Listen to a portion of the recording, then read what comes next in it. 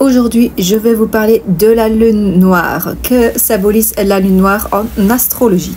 Alors, ce qu'il faut savoir, c'est que la lune noire révèle des choses sur nous. C'est notre face cachée, ce sont nos douleurs profondes. C'est vraiment le côté obscur de notre personne.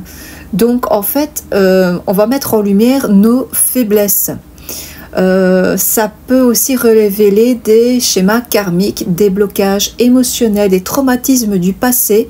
Et la lune noire serait aussi symbolisée et aurait un lien avec notre vie passée, nos vies antérieures. Donc tout serait peut-être regroupé là-dedans. Donc c'est vraiment très intéressant quand on veut un petit peu étudier l'astrologie karmique. Et franchement, c'est pas facile. Ça peut aussi parler voilà, de rentrer en profondeur sur notre psyché, nos peurs profondes, nos schémas, les choses qui nous limitent aussi.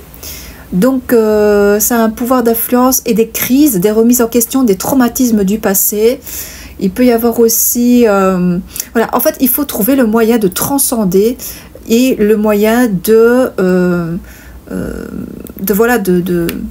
d'essayer de surmonter ces traumatismes-là qui datent du passé et trouver une sorte de rédemption, hein, quelque chose comme ça.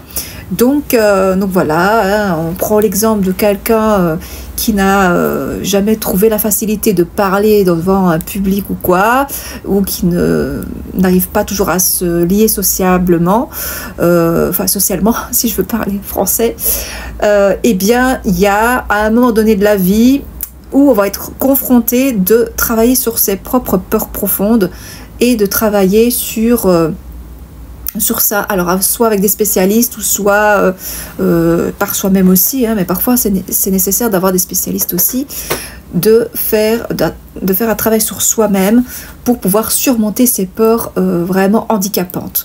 Parce que la lune noire parle de ça, il faut trouver une solution, quelque chose, et c'est la vie qui va un petit peu mettre sur votre chemin pour pouvoir surmonter toutes ces angoisses, toutes ces choses qu'on ne veut pas voir, quoi, hein, aussi, hein, parce que tout ce qui nous handicape, on ne veut pas le voir forcément, mais il faut en tirer une force et la transformer, hein.